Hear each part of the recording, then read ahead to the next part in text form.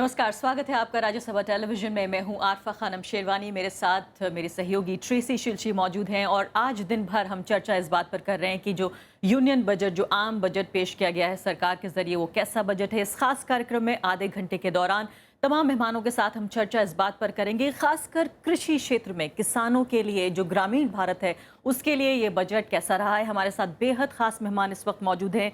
चौधरी बीरेंद्र सिंह हमारे साथ मौजूद हैं, ग्रामीण विकास मंत्री हैं, केंद्रीय मंत्री हैं, union minister of rural development, Panchayati Raj, sanitation और ड्रिंकिंग वाटर, ये तमाम जो क्षेत्र हैं ये इनके अधिकार क्षेत्र में आते हैं। बहुत बहुत स्वागत है आपका चौधरी बीरेंद्र सिंह। सबसे पहले ये बताइए कि इस बार जो एक ज़्यादा ध्यान दिया गया है ग्रामीण भारत पर, कृषि क्षेत्र पर, उसकी क्या वजह है? वजह तो साफ है कि आज भी देश की 69% आबादी गांव में बसती है और उसमें से 62% जनसंख्या पूरे तौर पे कृषि पे निर्भर है। और इतनी बड़ी जनसंख्या को अगर हम आर्थिक रूप में सबल नहीं बनाएंगे और उनका जो विकास है वो इसी बात से जुड़ा हुआ है कि जहां हम उनको आधारभूत ढांचा प्रदान करें, उसके साथ साथ उनकी जो क्रय शक्ति है उसको बढ़ाएं, उनको कम से कम ये एहसास हो कि हमारे पास जो साधन हैं वो हमें इतना मिला है कि हम जिंदगी में आगे बढ़ने के लिए चेष्टा कर सकते हैं। और यही कारण है कि मैं इस बजट को इस तरीके से देखता हूं कि गांव अगर विकास करेगा तो देश विकास करेगा, और अगर गांव पेरिश करता है तो देश भी नहीं बच सकता। यही सबसे बड़ी बात है जो प्रधानमंत्री जी ने और आज के बजट में वित्त मंत्री जी ने अपने सामने रखी। चाहे कृषि पे आधारित बीमा, फसल बीमा योजना है, वो भी इसी दिशा में एक कदम है जी। और चाहे गांव के लोगों को रोजगार प्रदान करने की बात है, वो भी इसी दिशा में है। तो बहुत कुछ अभी करना है और हमने सही रास्ता अख्तियार किया। बिल्कुल, आपकी बात से सहमति है। चौधरी बीरेंद्र सिंह, ये बताइए, लेकिन अगर इसको दो अलग अलग खानों में बांटने की कोशिश करें, दो कंपार्टमेंट में बांटने की कोशिश करें, तो सरकार का जो विजन है वो क्या है? क्या जो ग्रामीण विकास के कार्यक्रम हैं उनको अलग तरीके से देखा जाएगा और जो कृषि विकास के कार्यक्रम हैं उनको अलग तरीके से देखा जाएगा? ये जो आपका जो बजट अलॉटमेंट है वो एक तरीके से पेश किया गया है, क्या सरकार का जो नीति है उसमें क्या इनको अलग अलग देखा जा रहा है? देखिए, अगर कृषि आधारित देश की और खास तौर पे ग्रामीण भारत की आर्थिक जो स्थिति है वो कृषि आधारित है। आज गांव में अगर हम कृषि को विकसित करने के लिए, जैसे इसी बजट में कहा गया कि 24 लाख हेक्टेयर के करीब हम जमीन जो आज तक सिर्फ बारिश पे निर्भर है उसको सिंचित करने के लिए एक बहुत बड़ा कार्यक्रम जो शुरू किया गया है, उससे किसान की आमदनी तो बढ़ेगी, देश की जो फूड सिक्योरिटी है उसको भी सबलता मिलेगी। वो भी एक किस्म से हम ये कहेंगे कि हमने उसको महफूज किया है। और जब कृषि आधारित लोगों की आमदनी बढ़ती है तो ग्राम के अंदर जो विकास की गति है वो भी एक किस्म से मैं ये कहूँ कि वो स्वयं ही उस दिशा में चलती है। और हमने ग्रामीण विकास के लिए आपने देखा कि एक आधारभूत ढांचा जहां तैयार करेंगे, इंफ्रास्ट्रक्चर, फिजिकल इंफ्रास्ट्रक्चर जो तैयार करेंगे, उसके साथ साथ मेरा अपना मानना यह है कि अगर आर्थिक गतिविधियां नहीं पैदा करेंगे तो फिर उस फिजिकल इंफ्रास्ट्रक्चर का, उस आधारभूत ढांचे का कोई अर्थ नहीं है। इसीलिए 300 क्लस्टर ऑफ विलेजेस आपने देखा कि उसके लिए 300 करोड़ का प्रावधान किया गया है।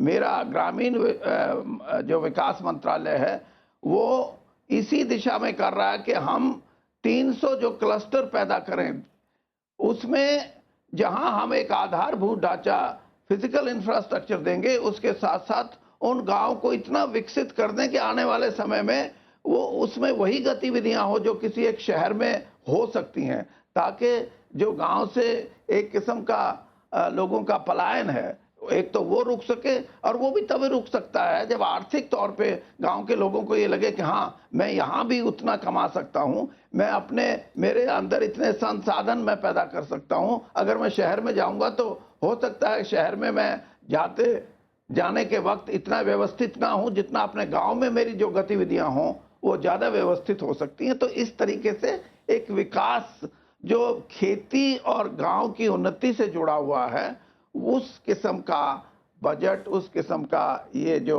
आम बजट हमने पेश किया है, ये अपने आप में एक नई दिशा दे रहा है। Chaudhary ji, what you're talking about at this moment, the focus on irrigation, the focus on agriculture, the focus on farmers as well.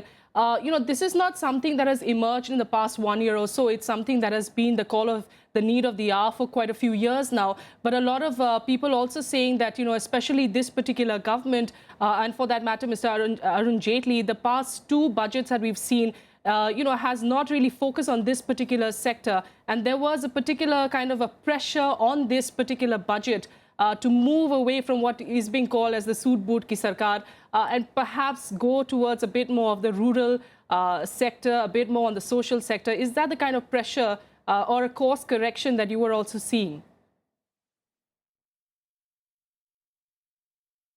From the very beginning, if you see the last year budget, there was, the funds provided under rural development. If I talk of Pradhan Mantri Gramin Sadak Yojana, if I talk of Manrega, these are the two very important components of Rural Development Ministry. And we were provided sufficient funds. And because of these sufficient funds, we have, as far as PMGSY is concerned, the target which was fixed for 2021, now the target has been reduced from 2021 to 2019. And by 2019, the entire habitation of rural India would be connected by road. So if there would have not been any budget, if you compare in UPA government, the budget allocation for this single component, that is Pradhan Mantri Gramin Sadak Yojana, it was never more than 9,000 crore. Now, this year it is 19,000 crore, and last year also it was, the budget allocation was 15,000 crore, and later on it was increased to 19,000 crore. So that's why when we are comfortable with funds, then we thought it proper that to give full exposure to the rural India. If we connect rural India with this road program, then naturally a new era would start for strengthening the economic base of the rural India. जी चौधरी बीरेन जी, ये बहुत शानदार पहल है कि ग्रामीण भारत पर आखिरकार नज़र आ गई, आखिरकार वो भी जो है वो उस नक्शे में शामिल हो गए। लेकिन कई सवाल इस बात पर उठ रहे हैं कि इस बजट को अच्छा दिखाने की ज़्यादा कोशिश हो रही है, बजाय इसके कि वाकई में इसको अच्छा माना जाए। भारतीय किसान यूनियन ने अपनी प्रतिक्रिया जाहिर की है, उसमें यही उन्होंने लिखा है कि आंकड़ों की बाजीगरी हुई है। उनका ये भी कहना है कि जो बीमा कंपनियाँ हैं, दरअसल जो योजना है फसल बीमा योजना, उससे कंपनियों को ज़्यादा फ़ायदा होगा। मेरा सवाल इसमें यह भी है, एक तो इनका भी सवाल का जवाब दीजिए, और दूसरा मेरा सवाल ये है कि 2022 तक आपने कहा है कि आमदनी दोगुनी हो जाए, यानी कि कम से कम सरकार के इस कार्यकाल में तो ये पूरा नहीं हो पाएगा।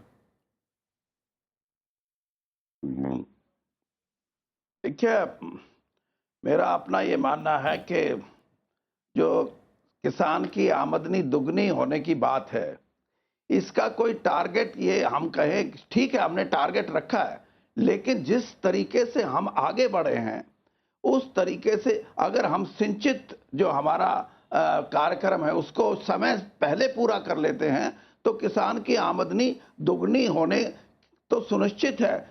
आपने देखा कि इसी बजट में हमने ऑर्गेनिक कल्टीवेशन पे बहुत जोर दिया, खास तौर पे नॉर्थ ईस्ट स्टेट जो हमारी हैं और नॉर्थ ईस्ट इंडिया जो है, उसमें अगर हम ऑर्गेनिक कल्टीवेशन में किसान की सही मदद करने में कामयाब हुए तो उसकी इनकम सिर्फ डबल ही नहीं होगी, मैं ये कहता हूं 3 to 4 टाइम्स हो सकती है।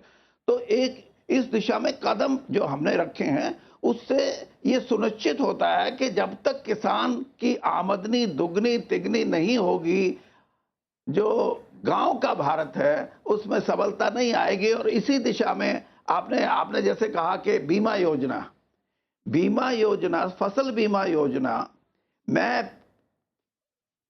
पिछले 44 साल से राजनीति में, मैंने अनेक बीमा योजनाएं देखी हैं जो किसान को ये कहती है कि आपके फसल पे आपको बीमा जो कराइए और आपको मुआवजा मिलेगा। लेकिन ये जो बीमा योजना आई है, इसमें जो सबसे बड़ी चीज ये है कि किसान के अपने खेत तक उसको सीमित करने की कोशिश की गई है। अगर खेत में भी नुकसान है तब भी उसकी भरपाई होगी। और पहले क्या था, पहले ये था कि ब्लॉक को यूनिट मान लिया जाता था। फर्ज किया एक ब्लॉक में 100 गांव हैं और ये कहा जाता था कि 75 गांव में अगर नुकसान होगा तभी किसान को भरपाई होगी। तो ये जो एक नए तौर पे बीमा योजना जो शुरू की गई है, और यही नहीं, किसान की फसल कटने के बाद भी अगर उसका नुकसान होता है, कटने के बाद भी तो भी बीमा कंपनी को उसकी भरपाई करनी पड़ेगी। तो ये एक बड़ा क्रांतिकारी कदम मैं मानता हूं और मुझे लगता है कि इसमें कामयाबी मिलेगी। ये सही बात है आपकी कि जितनी बीमा योजनाएं पहले आई हैं वो निरर्थक साबित हुई हैं, किसान को कोई लाभ नहीं हुआ। लेकिन इस बीमा योजना से मैं देखता हूं कि बड़ा भारी लाभ किसान को मिलेगा। लेकिन जो अलॉटमेंट हुआ है इससे दुगने से भी ज्यादा की उम्मीद की जा रही थी। 550 करोड़ आपको नहीं लगता कि बहुत कम है? देखिए, जो स्कीम चलती है शुरू में 5500 करोड़, उसकी एलोकेशन पे मत जाइए आप, उसकी एलोकेशन पे मत जाइए। जो शुरुआत है उसमें यह है कि कितने किसानों की इन्वॉल्वमेंट होएगी उसमें, उसको तो सिर्फ 1%, 1.5% और 2%, ये 2% से ज्यादा उसका प्रीमियम में हिस्सा नहीं, बाकी हिस्सेदारी राज्य सरकार की और केंद्र सरकार की होगी। तो कितनी केंद्र सरकार दूसरे राज्यों के साथ मिलकर आगे बढ़ती है, राज्यों पर भी निर्भर है। इसलिए मैं ये कहता हूं कि बजट एलोकेशन इस स्कीम के लिए कोई मायने नहीं रखता। मंत्री जी, आखिरी सवाल जो कि पूछना ही होगा, मुझे मनरेगा पे पूछना चाहती हूँ कि लगातार इस सरकार की जो नीति रही, बल्कि जब आप विपक्ष में थे मनरेगा को लेकर बहुत अच्छी राय नहीं थी, लेकिन सरकार में आने के बाद राजनीतिक मजबूरियों से लेकर एक जो सामाजिक संवेदनशीलता को देखते हुए कहीं ना कहीं आप इसको खत्म नहीं कर पाए। और अब ऐसा लगता है कि पूरे तरीके से जो विश्वास है, कॉन्फिडेंस है इस स्कीम पर सरकार का, वो पूरी तरह बन गया है। क्यों ना इस बात को मान लिया जाए कि पिछली सरकार ने ये स्कीम अच्छी लाई थी और इसको आगे बढ़ाने में भलाई है। देखिए, ये बात के मनरेगा के तहत जो कानून पास हुआ था उसमें हर ऐसे आदमी को जिसको रोजगार नहीं है और वो कोई मैनुअल काम करना चाहता है तो उसको एक कानूनी अधिकार दिया गया था। लेकिन जिस तरह से उसका क्रियान्वयन हुआ, जिस बेनिफिशियरी के लिए, जिस लाभार्थी के लिए वो कानून बना था और जो उसका हक था, उसको इसके क्रियान्वयन में इतना शक पैदा हो गया कि वो ये समझने लगा कि मेरे को तो छला जा रहा है, मुझे नहीं लगता कि ये कानून मेरे साथ खड़ा है, लेकिन तब भी मुझे इंसाफ नहीं मिल रहा। हमने 18-19 महीने के अंदर मनरेगा के अंदर, मैं ये कह सकता हूं कि ट्रांसफॉर्मेशन, मनरेगा की वो सारी जो कमियां थी जिससे कि लाभार्थी का विश्वास घट गया था, उन कमियों को पूरा किया है ताकि उसके पास सीधा पैसा जा सके। और 60% जो पहले नहीं था, 60% यही मनरेगा का पैसा किसान अपनी खेती पे लगाने के लिए भी हमने प्रावधान किया ताकि उसकी उत्पादकता बढ़े। और वहां एक मजदूर को काम मिलेगा और खास तौर पे कृषि में लगाया हुआ पैसा उत्पादकता बढ़ाएगा, और उत्पादकता बढ़ेगी तो हमारा जो फूड सिक्योरिटी जो हमारा एक बड़ा कंसर्न है उसको भी हम हल करने में कामयाब होंगे। और मैं एक और बात आपको कहना चाहता हूं कि मनरेगा बेशक कानून के तौर पे आया, लेकिन जब इसका क्रियान्वयन होता था, अलॉटमेंट तो 40,000 की करते थे, कहते थे हमने 40,000 करोड़ मनरेगा में अलॉटमेंट किया, लेकिन 10,000 करोड़ खर्च होता था। ये इसीलिए वो जो विश्वास है उस विश्वास में कमी आई लाभार्थी के में। हमने इस साल हमारे को 37,000 करोड़ रुपया मिला था। 37,000 करोड़ में 93% जो पैसा है, जो फंड्स हैं, वो हम राज्य सरकारों को दे चुके हैं। राज्य सरकारों ने वो खर्च कर दिए हैं। कम से कम आप देखेंगे कि जब ये साल का अंत होगा 210 करोड़ पर्सन डेज, जो कि एक अपने आप में कीर्तिमान होगा, वो हमने क्रिएट किए हैं। और मनरेगा का सही इस्तेमाल करने के लिए डायरेक्ट बेनिफिट ट्रांसफर, ताकि लाभार्थी को सीधा उसके अकाउंट में वो पैसा जाए, ये सारा जो हमने प्रावधान किए, इससे मनरेगा का महत्व भी बढ़ा है। और मनरेगा जिसके लिए बड़ा है वो बात हमने पहचानी है, इसलिए हमने उसके अंदर शुद्धिकरण किया है मनरेगा का, ताकि गरीब आदमी को जो मनरेगा पे आस लगाए बैठा था उसको पूरा पास मिल रहे। All right, Mr. Singh, thank you so much for joining us and clarifying, of course, the government's stand on particular issues, and of course, as we know, on Manrega as well. But we do have other guests joining us in studio as well to take us through those numbers, actually break them down and see on the ground, Arfa, how does it actually translate? Because the government, of course, is highlighting the amount that they're going to be spending. We do have, of course, Priyaranjan Das, senior journalist, joining us. We also have Nitin Desai, the former economic chief advisor. We also have Yashveer Singh, as the president of the Kisan Kamgar Sabha. Mr. Singh, if I could come to you, the numbers that we're talking about, it's mind-boggling. It's 35,984, supposedly nearly 100% increase or a raise in the allocation for agriculture. But, is that cheering up farmers? Is that a number that they're excited about? Out of this budget, nothing will reach to the farmer. The loan has also been increased from 7.6 lakh crore to 8 lakh crore. And I'm sure that with the enhancement of the loan, agriculture production in last 2 years has not gone up. So this is a significant and remarkable finding, that neither the loan nor the allocation will be able to enhance the income of the farmer. Most important thing is, if we have to save the farmer, if we want to double the income of the farmer, marketing support and the price of the produce, yes, they are the most critical and important. And unfortunately, all the three agencies which are responsible for the marketing of the agriculture produce, particularly FCI, the CUP, NABARD, and this TriFed, all the agencies which are involved in procuring the food material from the rural area, they are in such a bad shape that they are unable to procure from the farmer even up to the 50% level. Until unless we support the farmer and we cannot provide the remunerative price, the budget allocation and the loan granted to the farmer by the banks will not able to enhance the income of the farmer, which has been given by the Prime Minister in this budget. Absolutely. That we will enhance the, level of the farmers, we will make double. If we take the base year of this year has been the most critical year for the farmer. If this was the worst year, if we compare this year to next year, the income of the farmer will automatically be double, because this year farmer is in loss. So what is the base year which he has assigned in the budget? ये बहुत अहम बात कर रहे हैं यशवीर जी। और नितिन जी, मैं आपकी तरफ आना चाहती हूँ इसी सवाल के साथ कि बहुत अहम बात है कि आप कब से ये बात कह रहे हैं कि इनकम जो है वो हो जाएगी। और दूसरी एक और अहम बात ये कह रहे हैं कि मोटे तौर पर हम ये कह रहे हैं इससे पहले भी हो सकता है। क्या जो नीति नजर आ रही है, जो एक नीतिगत दिशा नजर आ रही है इस बजट में आपको, उससे ये आकर्षक तो बहुत लग रहा है कि इनकम दुगनी हो जाएगी, लेकिन कब से दुगनी हो जाएगी? बहुत अहम सवाल है।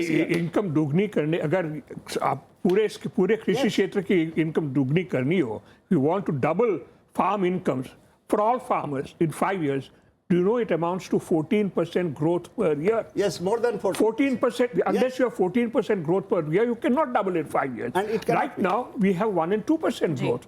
Now, how are you going to raise 1 and 2% growth to 14%? Is it realistic to talk? यानी आप कह रहे हैं अगर 14% जाता है तब किसान की आमदनी 14% का सवाल ही नहीं उठता है, कभी हुआ नहीं है। Last 20 years it has not been. कभी हुआ। So I think this is unreal. I think very unrealistic. I wish they had not mentioned that sort of number. It is only a political remark, I can say. But let me say this though, that I think he is very right that the two big things we have to worry about for farmers is reduce risk, give them remunerative marketing. Yes. There are things in this which will help towards that, but it's not going to have an effect immediately. I can tell you, जो marketing की बात कर रहे हैं यहाँ, APMC के reform वाला, अरे 1 साल के 5 साल में भी होए तो बहुत अच्छी बात है। नहीं, I wish it. अगर even if it happens in 5, it is a very complicated business of trying. मैं आती हूँ आपके पास सवाल जी, अपनी बात। So I would say it's very good, and I'm very happy that the focus of the budget is on increasing productivity.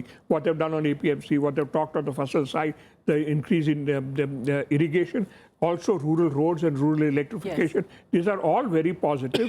Also, the fact this will generate income. So I'd say their sort of head is in the right place. They're moving in the right direction, but do not give unrealistic estimates. Second, I think right now there is a severe problem of distress. This will by itself not solve the distress. These are medium term, long term measures. अगले साल क्या करोगे आप? जो आज किसान की तकलीफें हैं उसके बारे में क्या करोगे? दूसरा कि जो ग्रामीण क्षेत्र में मजदूर है जिसके पास जमीन नहीं है उसका क्या होगा? यस, हो सकता है कि ये जो मनरेगा का पैसा है, ग्रामीण सड़क योजना का पैसा है, उससे कुछ फायदा हो सकता है. अगर एग्रीकल्चर में भी कुछ बढ़ोतरी हो तो उससे भी हो सकता है. But there is a lot more that we need to do, particularly on things like cold chains and so on, और in the new agriculture. So I think good idea. I would rather have this than some of the more populist measures which have been tried in the past. But this doubling in 5 years is a highly unrealistic आपको target. लगता है realistic नहीं है? बिल्कुल नहीं हो पाएगा. हालांकि ये सुनने में बहुत आकर्षक लग रहा है और शायद राजनीतिक मायने भी इसके काफी अहम हो सकते हैं. अभी चुनाव है बिल्कुल कई राज्यों में. प्रियंजन दास जी बताइए कि इसके अलावा जो एक अच्छी बात मानी जा रही है, आप पता नहीं इसको अच्छा मानेंगे या नहीं, कि सिंचाई योजना के लिए जो 17,000 करोड़ रुपए का जो आवंटन किया गया है, ये एक बहुत बड़ी पहल है. किस तरह से ये इसको जो है प्ले आउट किया जाएगा, किस तरह से ये अमल में लाया जाएगा, और क्या वाकई आप मानते हैं कि ये अच्छी पहल है? बिल्कुल. यही एग्रीकल्चर में अगर प्रोडक्टिविटी को बढ़ाना है या फार्मर का इनकम को डबल करना है जैसे बात हो रही है, तो ये 3 चीज़ें करके हो सकता है. एक तो ये है कि फार्मर का प्रोडक्टिविटी में क्वांटम लीप हो. नंबर 2 ये है कि उसको रेम्यूनरेटिव प्राइस में भी जैसे कि बताया गया है लागत प्लस 50%, इस तरह की रेम्यूनरेटिव प्राइस की तरफ आप बढ़ें. और तीसरी बात यह है कि आज जो खेती हो रहा है उसमें डाइवर्सिफिकेशन हो, यानी जो इनकम जनरेटिंग फार्मिंग है उस तरफ ज़्यादा आप चलें. नाउ ये तीनों डायरेक्शन में बजट में संकेत है कि सरकार उस डायरेक्शन में मूव करना चाहती है. तो ना केवल खाली एक टारगेट रखा है, टारगेट बहुत टफ टारगेट है जैसे बताया गया है, लेकिन उस तरफ चलने का संकेत है. और इस दिशा में जैसे कि सिंचाई की बात हो रही है, उसके लिए जो 17,000 करोड़ की प्रोविज़न किया गया है वो एक अच्छी कदम है. लेकिन बात इसमें यह है कि सिंचाई का पिछले बारी भी 5,000 करोड़ जैसे प्रधानमंत्री सिंचाई योजना में उसका एलोकेशन था, लेकिन उसमें से बहुत ही कम खर्च हो पाया है, क्योंकि इसको ज़मीन पे आपको ले जाना है और प्रोजेक्ट में लगानी है, तो जो कि इतना आसान नहीं है और उसमें समय लगेगा. लेकिन अगर वो इम्प्लीमेंट होता है तो वो एक अच्छी बात होगी, क्योंकि वो फार्म प्रोडक्टिविटी को बढ़ाएगा. अगर आप फार्मर का खेत तक पानी ले जा सकते हैं तो वो डेफिनेटली अच्छी बात होगी. All right. Very quickly, we are running short of time. Mr. Desai, if I could talk to you, and you did bring out that political angle to it. A lot of, we are seeing, of course, a lot of the farmer problems in the Bundelkhand area, which of course is UP elections, of course, in a year, 2 years from now. Is that the kind of a direction that the government is looking at? Do you I'm think not competent to comment on the political calculations of of these people. I'm a professional. I Yes. can only comment on what is there. In professional terms, and why they have done it is a different story. Yes. But let me put it this way: whatever be the motives, this had to be done. We cannot afford to neglect our rural sector. So I'm not worried about why they did it. The important thing is it had to be done, and I'm glad they did it. But they are being unrealistic in many respects. And let us recognize that this is a लेकिन long दीदी जी, haul. यही पे तो राजनीति आती है कि आप ऐसी बात कहते हैं जो कि आप कह रहे हैं कि प्रैक्टिकल नहीं है, नहीं हो पाएगा. यही तो राजनीति है कि आप अनाउंस भी कर रहे हैं और उसका नतीजा भी नहीं है. वो देखें, वो 5 साल के बाद हम देखेंगे, वो कहेंगे कि इसे होता क्या है कि थोड़ा फैलेसी ऑफ कंपोजिशन. एक हो सकता है कि an individual farmer if he suddenly changes, instead of growing rice field, he starts growing something very fancy, he can double his income. But पूरा कृषि क्षेत्र को अगर करना, अभी देखिए उन्होंने वो शहद की बात करी. मानो अब याद है I don't know why he suddenly talked about beekeeping and honey. But I mean, सारी अगर ये तो ठीक है, few thousand people can make money from honey, but सारी दुनिया थोड़ी बनाएगी, सब so basically I think they must be more realistic. They must understand that there are very deep problems in rural areas which have to be resolved, and it's not just a matter of sloganeering or nice acronyms for this project or that project.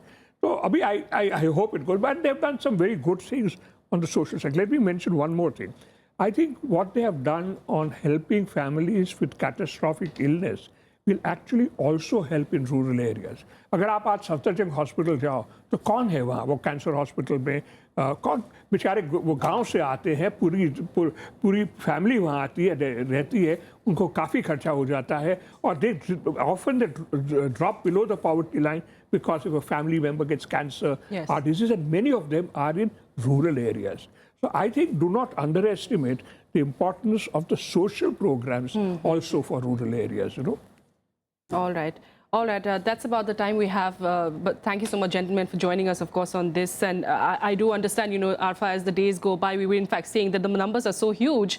You know, it will take time to break break it down. And you know, be sure that Rajya Sabha TV will get you all details of that. But for the moment, we'll take a quick break, and Arfa will be back with more news in just a bit. Stay with us. शुक्रिया, नमस्कार.